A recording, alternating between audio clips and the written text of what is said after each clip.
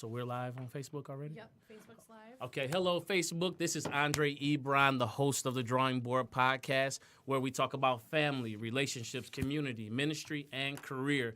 Tonight, I have one of the baddest, actually not one of, but the baddest pastor in the land.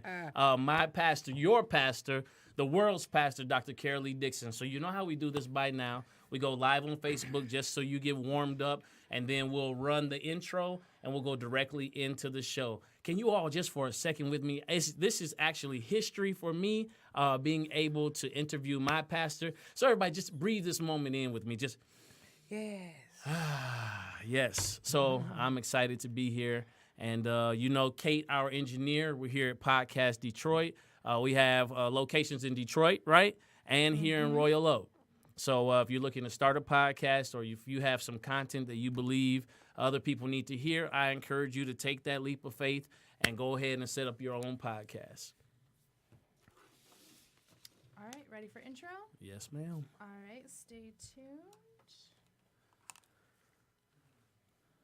You've now tuned in Do you to want the me to Drawing give you, Board like, a 2-minute Podcast, heads a up powerful, before thought-provoking 1 to discussion 25 after? where we talk 25 about after. family, relationships, ministry, community, and career. Let's see what exciting guests we have on our show today. So again, Podcast Detroit and Facebook Live. We have none other. This is the very first show. Let me pause for a second and say Happy New Year to everybody. Happy New Year. God bless you. I know you've set it up. Whether I'm saying hello, hola, bonjour, konnichiwa, any other salutation that just greets you with love and with Jesus' joy, I say hello to you. Now, without further ado, I want to introduce, listen, I'm telling you all, this is a very special moment for me. I will do my best to not get too emotional, but I am super excited about having my pastor on the show, Dr. Carol Lee Dixon. Pastor, I'm so glad you're on the show. Thank you for coming. I'm so happy to be here. Amen. So I just want to pause before I go into all of the awesome work that you've done. And I just want to say that when it comes down to the podcast, when it comes down to the book that I've written, when it comes down to me being a good husband, a father, when it comes down to me just being a better man, my story cannot be told without mentioning the name of Dr. Carol Lee Dixon. Thank you. You have been so instrumental in my life. We met over now close to 16, 17 years ago. Yeah. I was 19 years old, a young man with a lot of ambition. And, and I always share very transparently here on the drawing board because it's about being able to go back and to examine your life and to reimagine the possibilities. And I have to tell you, if you don't have a mentor or somebody that can hold you accountable or speak life to you or to give you correction or to, that chastisement that comes from love to set you on the right path so you don't end up going into a self-destructive mode, you need to get that kind of person in your life. And I have to tell you that Dr. Carol Lee Dixon has been that person in my life. I want to take a minute and testify and say, when my mother was ill and sick, guess who was right there with me? My pastor, Dr. Dixon. When my wife was not well, guess who was standing right there and encouraging me? My pastor. When my son was in ICU, my pastor was right there with me. When I went through job loss and car loss and lost my home, my pastor was right there with me. So I just want to encourage you all. The Bible says he'll set you in the body as he will, and you don't let anything separate you from where he has placed you. And I just wanted to take the time and say and bear witness, not just over Facebook, but for worldwide, to let everybody know my story is incomplete without mentioning the name of Dr. Carol Lee Dixon. So, Pastor, I know I can say without equivocation that my mother is still in the land of the living because of your prayers. I accept. I know my family is. We're doing well because of your prayers, and I know that I've been able to even achieve this level of success and not go under because of your prayers and your support and your encouragement. So I want to tell you all now, that's a good place for me to plug it and say that this is the time that if you need a pastor in your life, or you need a mentor, or you need somebody to push you, or you need a coach, you can meet us at Kano's International Church, 6650 West 4th Street, Detroit, Michigan, 48209. Or you can go right now. Actually, I challenge you to go right now to caroldixon.net and put your information there so that pastor can reach out to you, or one of our team members reach out to you directly on our pastor's behalf, just to extend to you love. And one of the things, Pastor, that you always have extended, and that is love. Yeah. You are such a person of love. I look sometimes, I say, I don't know how my pastor does this. I have no idea. But I just want to say that I thank you, and I had to get that out before we got into, the show, because it is the vision that God has given you that I stand and bear witness of. It's the vision that has kept us alive. And so tonight, I want to introduce to some and present to others. I want to give that introduction again. The baddest pastor in the land, my pastor, your pastor, the world's pastor, Dr. Carol E. Dixon. Pastor, what I love is you're not just a pastor. You're an author of several books. I have one of your books here with me, 60 Seconds Inspirational Minute. Great. And so a great book. Hey, guys, I know you probably want to get like me. I got mine personally signed. So what I'm going to do right now, if you comment right now in the sections on the video, if you comment, I'm ready for the new. If you comment, I am ready for the new, I will make sure that the first 3 people get an autographed copy of this book from my pastor, Dr. Carol E. Dixon, 60 Seconds Inspirational Minute. All right? And so, Pastor, you're not only an author, but a life coach. I'd like to say they can also get that book at Amazon.com or Barnes & Noble as well. It's available there as well. As well. On Amazon and BarnesandNoble.com. Yes, I am. Yes, ma'am. Inspirational speaker, a woman of vision and voice. You're committed to helping people from all walks of life. And one of the things I love when we're at church or when we're in other venues, you said God is not looking for perfection. He's only looking for obedience. Absolutely. And so, all of the formality and the traditions and all of these other things, one of the things I'll tell you, my pastor is not traditional or conventional, but walks in the full power of God, the love of God, and will encourage you right where you are. Yeah. So if it sounds like I'm bragging a little bit, no, I'm not bragging. I just happen to be telling the truth, all right? So, Pastor, you have done so many great things, and I quote you on the back of this book. It says, I look back and see over 40 years in ministry and 30 of those years in full-time service, writing, preaching, teaching, traveling, training, educating, and equipping. And now it is time to start sharing. Yeah. So, Pastor, when we talk about the topic of vision, 3 things come to my mind, but I want them to be able to hear from your voice. Whatever level I've been on, it's 3 things that you've always shared. You said first you got to get the information. Then you'll get the inspiration, and then you'll get the revelation. So when we're talking about vision, Pastor, what comes to mind for you when we talk about vision? When I think about vision, the first thing that comes to mind with me is how do you get vision? How do you get vision? You see, because a lot of times people are talking about, do you have a vision, or what's your vision for 2019? What do you see? And some people will say, well, I have a vision. How do I get that? Well, one of the things I'd like to say in getting a vision, the first thing you've got to do, you're going to have to stand up on your watch. In other words, you're going to have to be in a position of having not only foresight, but insight. Okay. And you can only do that as you separate yourself from the crowd, and because you're not common. When you have vision, just like when I met you, I knew that I could identify it about you, and I covered you.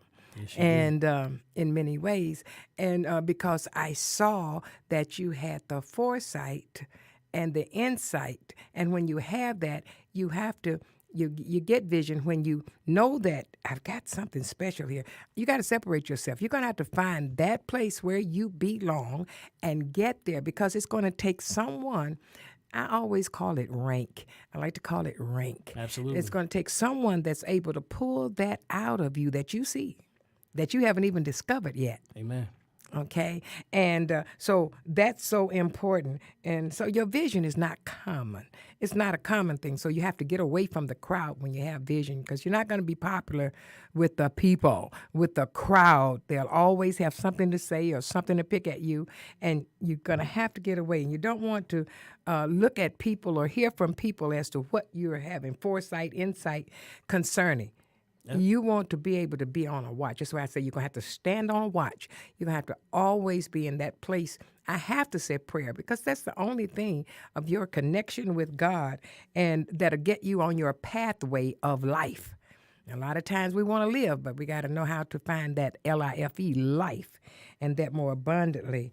And so when you do that, when Caleb and Joshua, they decided not to follow the mindset of the other spies. That's right. So you have to decide that I'm not going to, even though we're in the same group and we're right here together, you got to decide I'm going to follow my own path.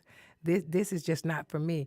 That happened with me, and I was raised traditionally, and but I had some great parents, and they always said, you be you, you do you. And I'm so glad that they did, because it allowed me to find my own path. Not breaking away from the path, right, but to find that path, that uncommon path that was for me. And I saw that in you. Amen. And finding that uncommon path. And yet when you're finding it, you've got to have someone there to keep you on the path. Absolutely. Absolutely. One of the things that I love in our conversations, Pastor, is, I was one, once I got the direction, I was off with the races.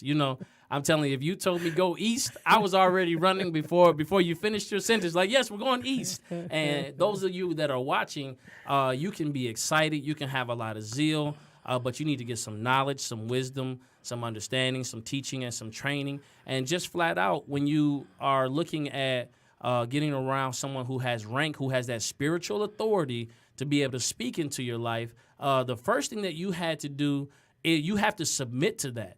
You have to humble yourself to be mentored. You have to humble yourself to be directed. And especially when you have had to, let's just say in your journey, you've had a lot of fights to overcome and you've come into a certain way of doing things, you have to be able, as Pastor taught me, you have to be able to switch systems from your system to God's system and not see things the way that you see it, but see it the way that God sees it. So, Pastor, as we're on watch and we are having the foresight and we're having the insight and we're getting directions and instructions, you're a how-to preacher. Yeah. One thing I love is that you tell me, you say across the pulpit all the time, I don't preach from theory, I preach from practice. Absolutely. So I want to take a minute and share the vision of the church, which has so richly blessed me. So the vision at Kano's is, Pastor, what's the vision at Kano's? It's a total change to the total man, Yes, a ma'am. new quality of living produced by a new character in God, thus bringing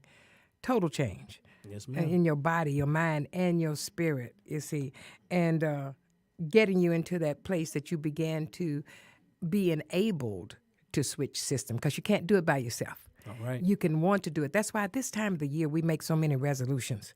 And they're broken sometime before the month is over, and then sometimes within just a few weeks, and definitely Sometimes. very few don't make it long at all. Right, in a few minutes. Yeah, until it really, becomes just a part of life to say, January, I'm going to make a resolution, but then February it'll be broken, and you know that without saying it. Right. However, if we would decide to make decisions instead of resolutions, decisions are based upon wise choices.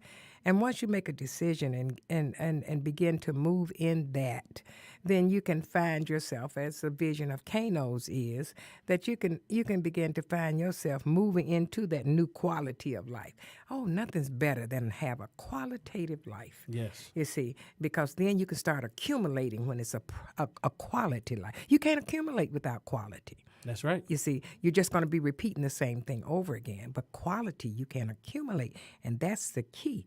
You see, Isaac accumulated when he made the quality decision, you see, to stick with the vision that he had and be obedient from being in prayer, with God. That's part of how you get vision. You got to watch. And then after watch, you've got to put yourself in a position of watchfulness, which is by the grace of God. You can't make it but by the grace. Isaac only made it by the grace of God. Amen. And when he got in prayer, he was on his watch, and God told him, stay right here, sow in this land, right here. I'm going to bless you. He had no idea what God was going to do. God gave him a plan that was the irrigation system that we yet use today.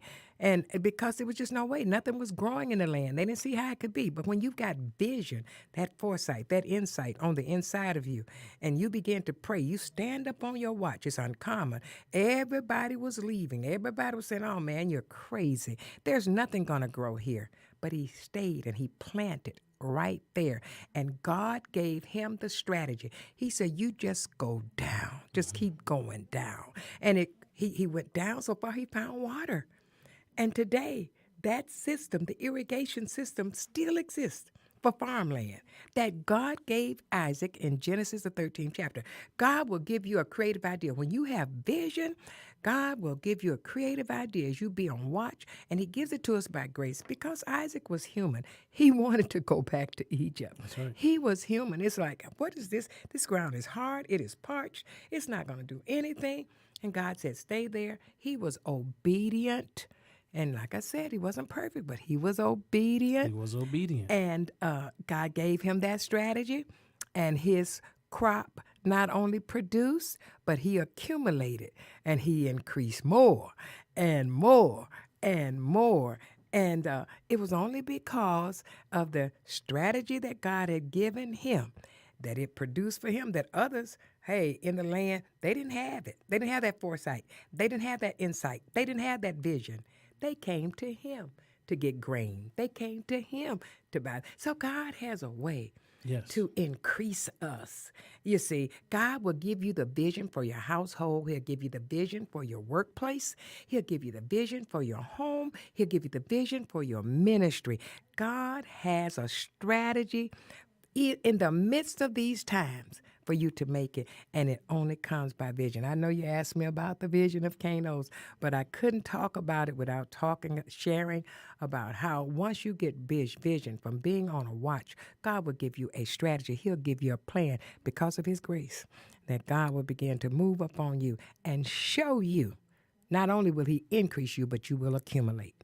There's so much in what you just said, Pastor. I was sitting here thinking about the story of Isaac and how he continued on.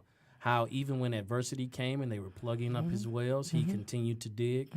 Even when he had to move certain places, but God told him to stay in that same land. So adversity is not always an indication to move, depending upon the word you were using there was the strategy of God. And I know so many people with great ideas, a lot of ambition, set goals, but they don't have a strategy for executing.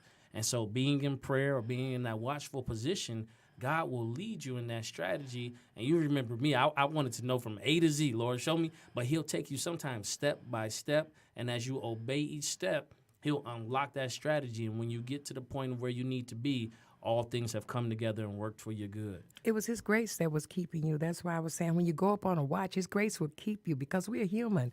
And, you know, we can be zealous and we can want to go and we just have not processed through that area yet.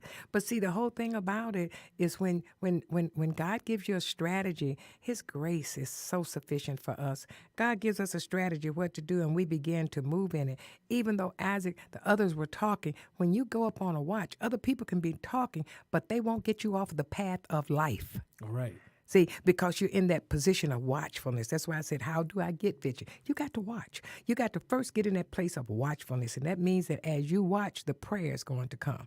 You see, prayer will begin to go. You got to communicate with God. And as you do that, he give you the strategy. And as he gives you the strategy, people are still talking. They're still jabbing at you. It never stops. But you know what? The vision will get greater on the inside of you and it'll drown it out.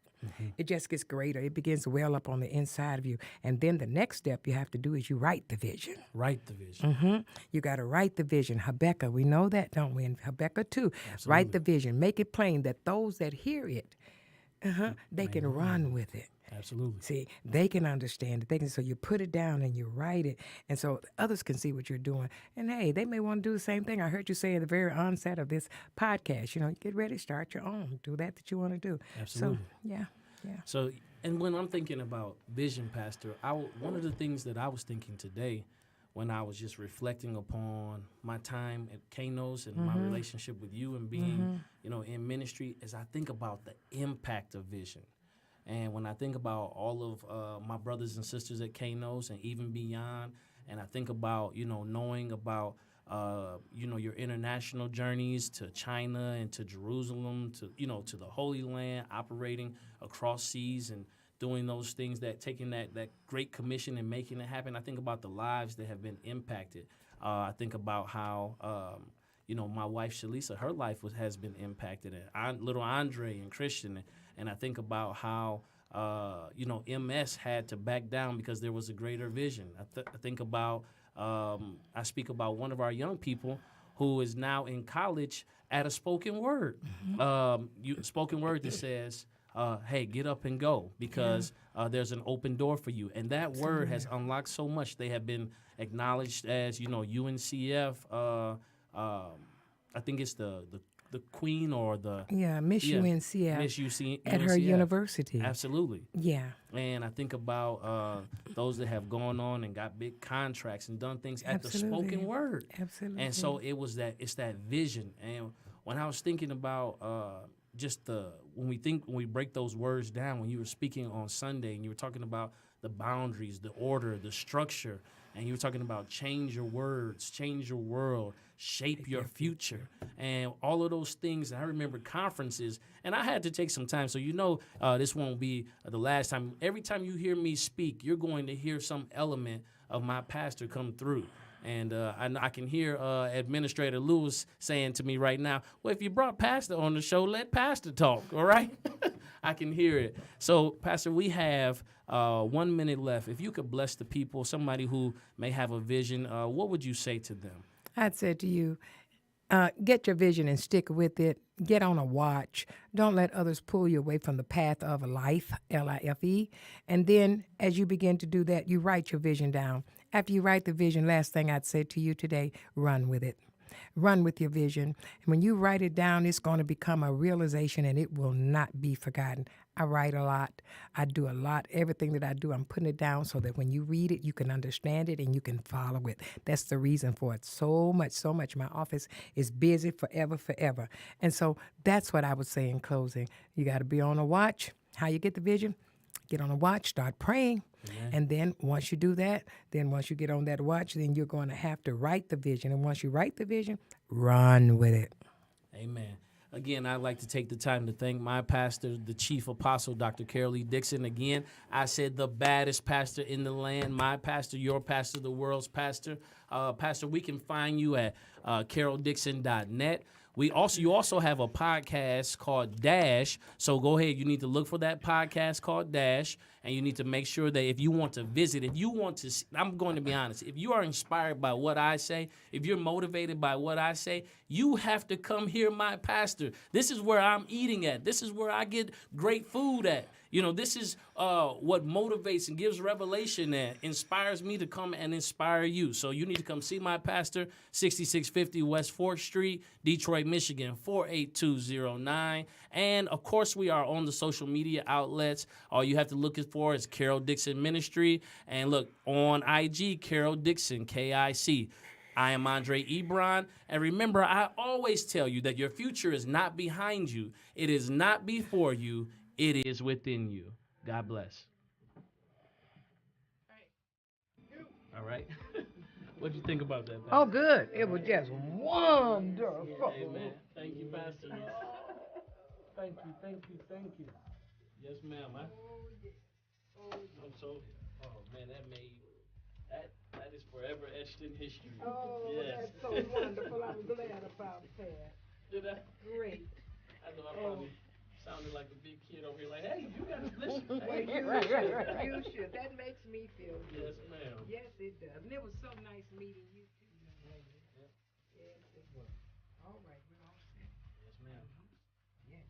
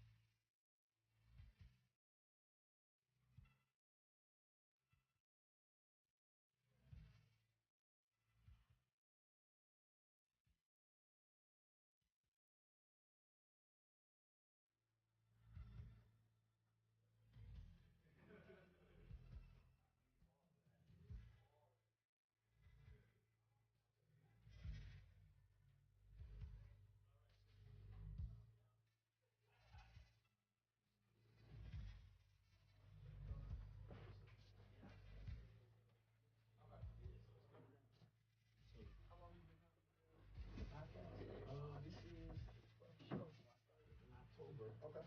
And if you want to, you sit over here, man, and then we'll rock out. So when what we want to talk about today, man, is the ability to start over. You know? So one of the things that I love about your story is your courage. Mm-hmm. Your courage to go and pursue what is important to you. Yeah. And Oh, I'm sorry. Oh, I didn't mess some stuff up already. Yeah, you talk to the front of it, please. oh, Got it. I got the microphone is omnidirectional. You know. I told him that. All right. Lance, this is Kate. Kate is How you the doing, Kate? engineer. Kate is my day one, A1 since day one. Okay. So we have been working on the podcast together since October. But yeah, man. So one of the things about like the drawing board is about having the courage to go reinvent, recreate. Yeah. And my whole thing for this year, man, is when you run into troubles and challenges. Yeah. I mean, don't give up, don't concede, don't settle for something less than create. Yeah, absolutely. And when I see your work that you're doing, it's all about like getting in and creating. Yeah. And one of the greatest things with young people is literally our job is to get them to discover what's already there. Absolutely. So, it's there. So yeah, I'll pitch it to you. Yep. We'll talk about you can talk about Rumble, Young Man Rumble. You Okay. can talk about It's funny that I got this on Yeah. right now. the future You project. got about 20 seconds. 20 seconds. All right. Yeah, I'll talk about all that. Yep. I need to put these on. Live video back up again. No, they just played the intro through here. Are you gonna play the intro again or no? The intro again. Are you able to? I mean, Yes, no. at a time to know would be great next time. Absolutely. I'm trying something new. You've now tuned in to the Drawing Board Podcast, a powerful, thought-provoking discussion where we talk about family, relationships, West side of Detroit. ministry, Yeah, community, and career. Let's see what exciting guests yeah. we have on our show today. All right, welcome again. This is the second show of the night of my first guest on the Drawing Board Podcast. You know, on the Drawing Board Podcast, we talk about family, relationship, ministry, community, and career. And I have with me tonight one of my brothers who's a part of one of the oldest and the Hey. coldest fraternities known to man. What other fraternities? Oh, yeah. I don't think it's another I don't think one. there's another one. But of Alpha Phi Alpha Fraternity Incorporated. But I also want to let you know he has done so many amazing things. But before we jump into that, let's the Drawing Board Nation welcome Lance Woods to the show. I appreciate it, man. Absolutely, man. Glad to have you here. Glad Lance? to be here. We met, man. What now? It's probably has been what about 4 years now? Is it 4 years? No, Close to it's- 5. Yeah, I was about to say five or Yeah. 6 years ago. Yeah. Yeah. How long have you been back? That when I met you was when I came back to Detroit. Yeah, so it was Yeah. about 5 or 6 years ago. Yeah, I was in my drawing board right there. Absolutely, absolutely. So listen, let me tell you a little bit about Lance. Born and raised on the west side of Detroit. Lance. 48204. Yeah, okay, call it out again. Call it out. 48204, man. Yes, Joy, sir. Joy Road, Illinois. Yeah, please believe it. Lance distinctly recalls that there were not enough positive role models in our communities. And Lance, I dare to say that to this day, the numbers growing. We're reshaping the narrative. We're getting in there and we're getting the work done. But there's never enough role models or mentors. Never so enough. one of the things we'll plug right here and say, you don't have to be perfect to be a role model. You don't have to be perfect to be a mentor. What you do have to do is you have to be present to be a mentor. You have to be willing to be a mentor. You have to be transparent enough to help your mentee help you grow along the journey. It's nothing like responsibility to cause you to grow. So I'm looking for mentors. If you want to be a mentor, if you're thinking about being a mentor, Lance has many avenues for you to get involved. Absolutely. So although his family instilled positive values, it became his motivation to leave Detroit to broaden his horizon. And there's nothing wrong with that. You went on to study at TSU. Tennessee State University. Okay. Big Blue, man. Yes, sir. All right. And then completed your undergrad in business administration with a concentration in e-business and supply chain management. You came back to Detroit in 2014. Yep. And then from that point forward, you dedicated your life to serving and mentoring young people. Talk to me about some of the things that you do to serve and mentor young people in the city of Detroit. Yeah, so currently I'm a dream director. I work with an organization called the Future Project. Okay. The Future Project is a national organization. It's headquartered in New York. And currently we place dream directors like myself in high schools all across the nation to work with young people to develop mindsets, skill sets. And basically we encourage them to focus on their dreams, their passions, and their goals. Okay. And they basically create projects to enhance the culture of their school. So basically with me in there, I'm offering one-on-one coaching, mentorship, and basically project development, one-on-one personal development, just so that they can focus on what they're passionate about and get them to focus on that. Because if they do the things that they love, Right.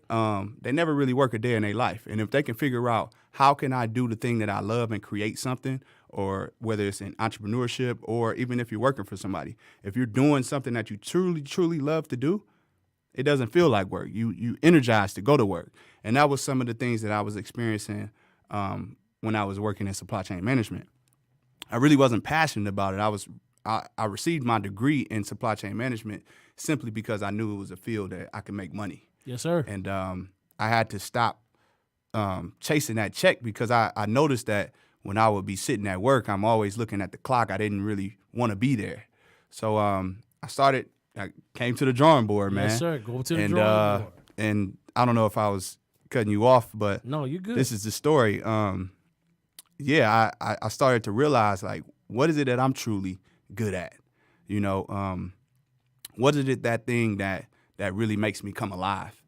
And it always resonated around, like, community development. I had a lot of people in my life who instilled some positive values in me, but I knew that there was different things that was going on in the community that I was affected by, and I wanted to be a part of that change in Detroit, especially when because I graduated high school in 2006 from Northwestern. Okay. And all of the schools were starting to close. Then the recession happened. And at this time, I was in Nashville finishing up my undergraduate degree. And it was just so much negative camaraderie around Detroit. And I wanted to move back home to be able to, advance the narrative, Absolutely. in a positive way. And one thing led me to another. And I moved back to Detroit. Actually, I got fired when I was working at a Fortune 300 company as a supply chain analyst.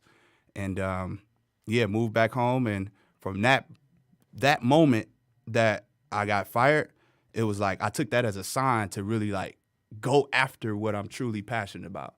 And funds were low, and I really didn't understand how I was going to make a living out of doing community work, and I didn't have a lot of experience in education, but I had a heart for it. Absolutely. And once I made that decision, I kind of was just doing some brainstorming and trying to figure out, like, what is it that I could do to contribute to Detroit in a positive way. And I stumbled upon the Future Project. And it was like a week after I got fired, I came back home to Detroit, and I got in contact with one of my best friends, and he had an engagement. This is how I met you, Brian George. Brian George. Yeah, he had an engagement going on actually with Emmett. Emmett Mitchell. Yep, Emmett Mitchell. And I ended up going to the Black Male Summit, and I spoke there, and I spoke a little bit about what I was experiencing in that moment. And I was able to connect with brothers in the community. And from there, I just started doing a lot of volunteer work until I was able to be employed with the Future Project. And since being employed with the Future Project, I've been working with them ever since. And simultaneously, while I was being employed, that's when I launched my organization called SWAG. Students Who Achieve Greatness. Absolutely. And I launched that program in Cody High School. When I first launched it, I had 7 young men in the program. It was basically 7 weeks workshops, basically to enhance and equip them with skills necessary for college and life. Everything that I give to these young men, everything that I give to the young women is the things that I wish I had, as a high school student going into college, because I'm the first generation in my family to graduate college. And, Congratulations, sir. And do all of those things. So it was like, how can I take what I know now and pour it into kids in Detroit? It seems like Cass, King, Renaissance, if it's not those schools, then the other schools are left forgotten. Neglected. Mm-hmm. And I came from Northwestern High School. Okay. And I look back, and it wasn't a lot of my peers that went to school and graduated from college. And I wondered, like, why was that the issue? So I just wanted to come back to Detroit and be a part of that, renaissance in terms of education and then all of the great things that's happening in Detroit. Right. So I mean, you are making a lot of noise on the scene, but let's unpack some of that. So Okay. you look at being fired from a Fortune 300 company. Yeah. But instead of being crushed by that, you were motivated by it to pursue what it is that you really wanted to do. Absolutely. And then what I thought was powerful, and I would love to let's talk about it further. Sometimes we wait when we have a platform. We provide the most shiniest and the most polished, speech that we have. And what's really needed in that moment is just authentic, That's it. unadulterated truth. Yep. And when you provide that authentic truth about where you currently are, because you cannot grow from where you want to be. You have to grow from where you are. Yeah. And so you shared that, and it opened up doors. It opened up an avenue. And what you said, which was good, is I thought about who you were connected to. You were connected. You had friends that were moving. Yeah. And you had various types of friends. So you had some friends that, maybe didn't go to school and did those things, but the people who were closest to you were moving just like you were moving. Yep. And so he had an engagement. You connected with him. It opened the door. Then the men in that community, opened up more doors. Yep. So the idea that, and these are for my young black men and for some of my sisters and older black men who are saying that you're not seeing enough healthy collaboration between black men in the city of Detroit to help change and shape the narrative. And I'm not just talking about in pockets. Yes, of course, there can always be more. But let's celebrate what we do have. And this is living testimony and proof that networking among ourselves, it strengthens and it increases. Because I'm sure... Oh, man, from there, listen, so many things have opened up ever Yes, since sir. even moving back here, man. It's crazy.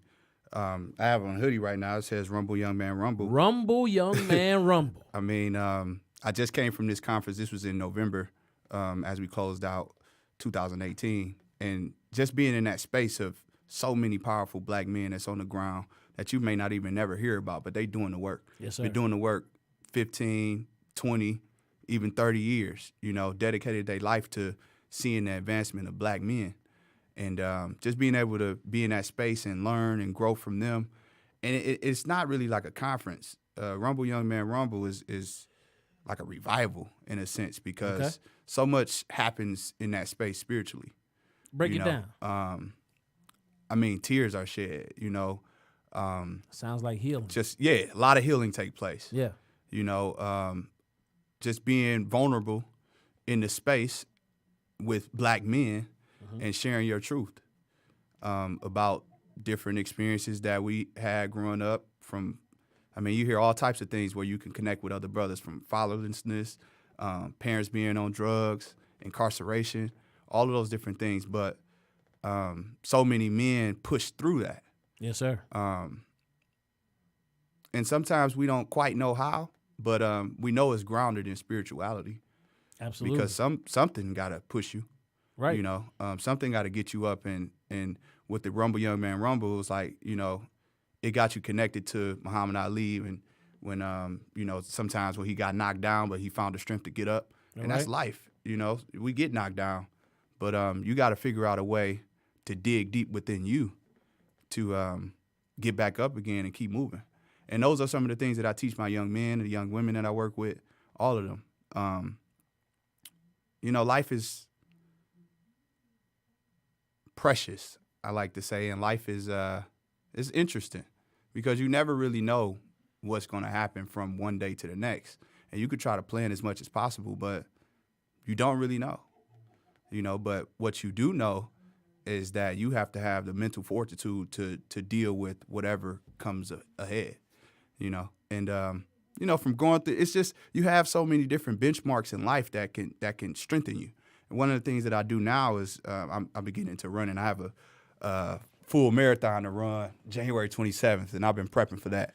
Yeah, I've been seeing you out there running. Yeah, man, I'm getting the miles in, man. It's not a joke. I've been vicariously living. I've been running my miles through. It's not a joke. Go ahead, Lance. Go ahead. It's not a 20 joke. out of 20. Go ahead, brother. Yeah, it's not a joke. So man. listen, man, I like I told you, I'm vicariously, running through you, brother. So go ahead. I encourage that. Yeah. I mean, it's I have different dreams and different goals, and I love this tag, the drawing board. I mean, I feel like we as human beings should always be creating or drawing to enhance your life in some kind of way. Always setting new goals, always trying to enhance yourself. And I picked up running about 4 years ago. One of my good friends, and I continuously surround myself around great people. That's how I continue to elevate my life. But one of my good friends, he started a movement called Sweaty September. Okay. And basically, Sweaty September is to recenter people with their health and fitness goals. And in September, we kind of go hard and we utilize social media to kind of encourage people to, work Get on your back in fitness shape, and get yeah. back. So, Right. everybody set these fitness goals in January. Okay, where are you, or who's holding you accountable in September? September. Okay, let's get back to it. Yeah. So from September of 2015, I started running, and I just didn't let it go because I started to realize how much it was helping me mentally. And, man, I just been having some breakthroughs mentally for what it's done to me. Because when you running long runs, like you talking 10, 15, 20 miles, there's many times where you can just say, I ain't got to do this. Right. What am I doing this for? Or many times you can give up when you get tired, or you might catch a cramp, or, something might happen. I done stepped in a pothole, twisted my ankle, but my goal is set to hit 15 or 20. So Right. I'm going to keep going until I reach that goal. And I take all of those different things and apply it to my life. And it's just been helping me mentally. And that's just a milestone thing for me. So January 27, 26.2 miles, that's a long way to go. But I know that I can get there because I have that much belief in myself. That mental fortitude. It's mental fortitude. And That's mental fortitude. I mean, but it helps you mentally, physically, spiritually, so many different things. I mean, life happens. Man, I'm sitting here thinking, and here's my challenge to you. So here's the challenge, Yeah. all right? So after you run the 26.2 miles, Mm-hmm. I want you to put out an article that is called Run Long Enough to Think. Ooh, that's heat. Yeah, run long enough to think. Let me take some notes on that one. Yeah, and I want you to talk about like your journey with running, but then talk about like what's unpacked while you run. And what I love about marathons, just like watching it, I have not embarked. I was a sprinter all throughout my life, but I ran one time with the cross-country team because I wanted to get my wind up. And so I said, well, call me, on your short days. Well, their short days was an hour run. And it's easier to watch somebody running and think that they're moving slow until you choose to run with them. Oh, yeah. Yeah. And when you run with them, there are things that occur. We got 30 minutes we got 30 minutes into the run, and my mind said, I think this is about it. You know? Yeah. Oh yeah. Trust me. I mean, I've had times where I'm running and I get to 2 miles and I'm like, yo, I'm slowing down. And then I have to tap into myself and say, you can surpass what you're feeling right now and get through it. But I think the biggest thing that comes with running is that life, rapidly is happening. Like, you doing this and you doing that, and you got family, and you want to see this person, and you got to spend time with this person, and you got to work, and you got to do this. Oftentimes, I don't have much time to just have time with myself. Yes, sir. And when I'm running, I tune out, literally zone out, and then I can hear what's happening Yes, sir. inside of me. And I think that's the biggest thing, because sometimes we don't have the time to listen to what's going on within me. Yes, sir. And some of the greatest lessons come from just listening to me. Yes, sir. You know what I'm saying? So running is beautiful. So, I encourage anybody. I can't wait till this article comes out. Man. Run long enough to think. Yeah, I like that. Yeah, I like that. So many things have come to me that I can create from running, Right. that I started recording it, because I've been running long enough where I can speak and still run. Okay. And Got the I've been conditioning recording. up. Yeah, I've been running and recording. So at first I would like try to type notes and run, but I'm like, nah, let me just record it. Sometimes I'll talk 15 minutes and be running. Look up, I done ran 4-5 miles. Oh, wow. Well, not 15 minutes. No, but I understand. Yeah. Right. But yeah, man, it's a beautiful thing. So yeah, man, let's talk about some of these accolades that you've received. And I wanted to put it on the back of connecting it to when you had the chance to speak, then you went into volunteerism. The doors opened up because you didn't wait for the doors to open up. Nah. You got involved. Oh, yeah. And then the doors opened up. Man, and I can tell you so much. Yes, sir. So because of that, you were a part of Black Male Engagement, or Be Me, as it's better known. Yep. You got engaged being Youth Institute. You've received several awards for your civic engagement. You received the Spirit of Detroit Award in 2015. You were honored at the White House along with 62 other brothers for the President's Volunteer Community Service Award in 2016. And then you also received the Community Champion Award from Be Me for displaying exceptional leadership and commitment to building a more caring and prosperous community in Detroit. And then 2018, you were inducted to Forbes Men of Courage Detroit. And all of this came, man, because you decided to go back to the drawing board, reevaluate what was important to you, set goals, and then be relentless about pursuing them. Absolutely. And then you trust me, I'm also watching you having a lot of fun along the way. Oh yeah, I'm having a lot of fun. So I know you just had the what was it, the ugly sweater? Yeah. And so launching, and that's crazy how that just continues to grow too, man. That started at my house. I'm big on connecting good people together, and that ugly sweater thing we just had our third annual. One of my best friend that started the Sweaty September thing. Okay. He went to college with me at Tennessee State. He got his master's degree at Tennessee State, bachelor's and master's degree, public health. And we just kind of collaborated, put our dollars together to be able to make it bigger. Yeah. And like I said, it started at my house. I just brought people over, and then we was like, we got to do this again. Then we had it at one of my homeboys' nightclub. Then the next time we rented out a bigger venue because it was so packed. I do remember. I do remember that post from about 3 years ago when you had it at the house. Yeah. I was do. just having people over for chicken and waffles, and it was great Christmas time, and just connecting. And so what I'm also learning from this is like you make sure you stay to the pulse of what's happening. Yeah. You make sure that you stay connected with good people. That's the name of the game. And one thing that I've learned, and here's a caveat for anybody that's looking to become a part of the flow of what's happening, is your interaction with that person has to add value. Oh yeah. And I've seen you doing so many great things. I've seen you taking the time. One thing that I see that you're very intentional about, I don't know if you remember or not, when you came out to the school when I was the dean of students. Definitely remember that. Out at Washington Parks Academy. And I'm always mindful. I definitely know good people when I meet good people. But I saw the intentionality of how you looked at each student in the eye, how you in that moment added so much value to that exchange. And before they even opened their mouth, you believed in the greatness that was already inherently in them. Yeah, it's important. Even when I work with my young students, it's simple things that just like engaging with the students, you know, knowing their names, remembering their names, shaking hands.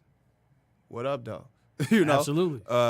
Just engaging the students lets them know that you really care, And one of the things that for me growing up, I always wanted to know the how. Like, how did you, I don't really care too much about like how much money you make or how successful you are. Yes, sir. But like, what were the steps? Like, how did you get there? I always would want to know that, and I would ask people like, I would want you to be as real with me as possible. Don't give me no,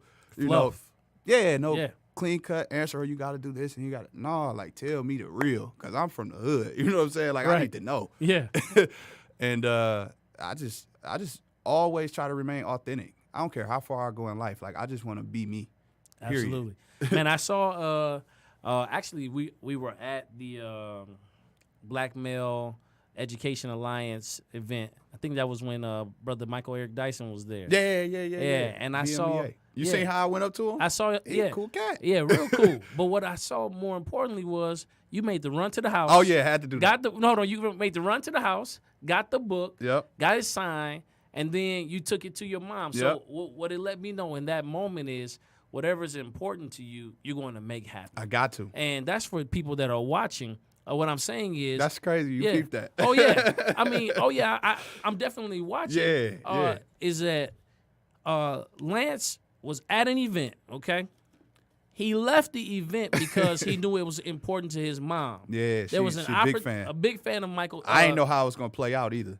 He believed it was going to happen. I did. I told her. I said, right. I'm gonna get this signed for you. Yeah, and then he got the book signed, which meant a lot to your mom, and it added so much value. And on the drawing board, I'm going to tell you one thing that's central is family. Yeah. Like, you know. But what's so crazy about that was when I told him, he ended up saying, hey, let's record a video, and recorded the video to send it back to my mom. That just killed her. Said her name and everything. Right. She I lost it. I did see that. Yeah, that was beautiful, man. You snuck up on her in the kitchen. Yeah, I think it was we at the recorded her. kitchen. Yeah, because I wanted to show. Yeah, I had Russell record that because I knew she was gonna go crazy, man. I'm always trying to do things to make my mama proud, man. Yes, sir. Yeah, she real proud of me, and I try to keep it that way. My family, everybody, man, because it was we had some challenges growing up, and I just want to make them proud and do everything that I can to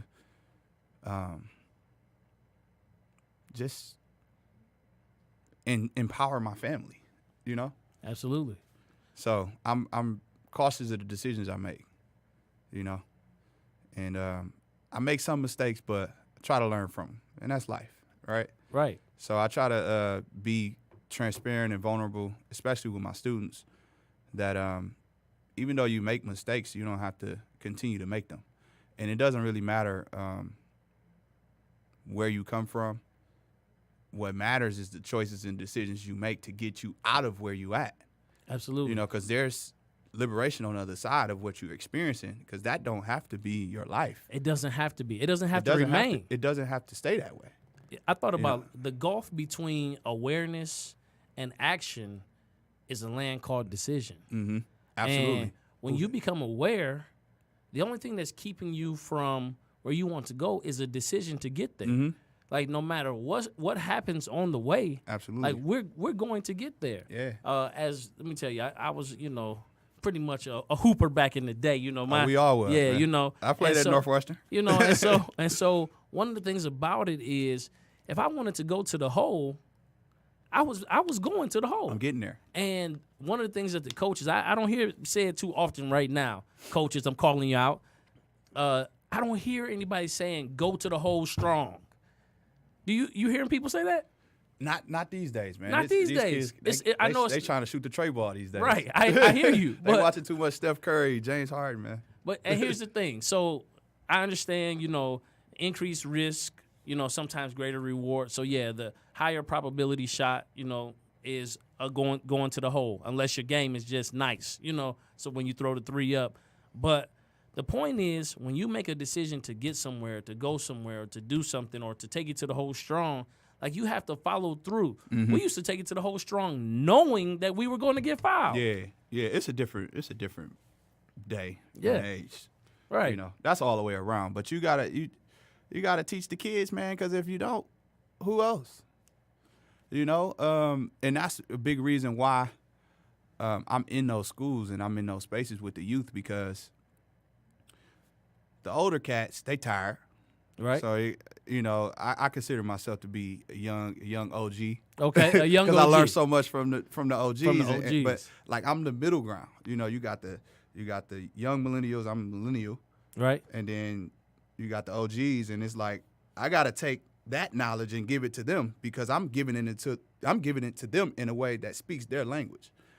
Right. Where everybody else might not have that common touch because they so far out of tune. I mean, it's a different world that we living in. So to walk with kings, nor lose the common touch. Absolutely. Yes, that's a big thing. And I mean, I'm truly passionate about it. I want to see our people win. And so, man, especially listen, our young people. As we wrap this, the whole time I was sitting here, the poem that kept coming to my mind is The Test of a Man. Mm. So the test of the man is in the fight that he makes, the grit that he daily shows, the way he stands upon his feet. It takes life numerous bumps and blows. A coward can smile when there's nothing to fear, and nothing is progress bars, but it takes a man to stand and cheer when the other fellow stars. It isn't the victory after all, but the fight that a brother makes. A man, when driven against the wall, still stands erect and takes the blows of fate. With his head held high, bleeding, bruised, and pale, is the man who will win and fate defied, for he isn't afraid to fail. Ooh, Test of a man. That gave me some chills, man. Yes, sir. That took me back. Yes, sir. And so when I think about the drawing board and I think about your journey, like, there are tests that show up, but when you decide that you're going to pass that test, that you're going to continue to fight on, that you're going to continue to be involved, the impact of your decision, it sends out an energy and a thrust and really activates the plan of God on other people's lives. Oh, yeah. Like the point of contact that we had, the point of contact that you have when you're in Cody, the point of contact that you have when you're at Rumble, Young Man Rumble, like those things, we are interconnected. Yeah, I mean, all of those things are advancing. And I sent a text to a brother, and I told him, I said, man, listen, the work that you're doing now will impact generations of people that you'll never get a chance to meet. Man, I'm telling you. And that's what I want to encourage. You've heard Brother Lance's story. He told you he was out there at 48204. 48204, Joy Road, Illinois. And the work that he's doing now to get to the White House, and he's making his mom proud, and he's encouraging the young people to live their best lives according to the greatness that is already within them. Lance, where can we get in touch with you at, brother? Oh, man. You can follow me on Instagram, 2_L, the letter L, and then Woods. And then if you need my email address, it's woods.lance1@gmail.com. Okay, great. So now we have talked. Facebook. Just Facebook. Lance Woods. Okay, yeah. I mean, if you type that in, it more than likely would be the one to pop up. But I got a lot of friend requests, so it might be hard to get through that way. Instagram is probably better. All right, so listen, we're going to close out. And I always tell you, the Drawing Board Nation, say it with me. Come on, say the future is not behind you. It is not before you. It is within you. I am Andre Ebron, the host of the Drawing Board Podcast, and we want you to have a blessed and a prosperous and an empowered new year. God bless you.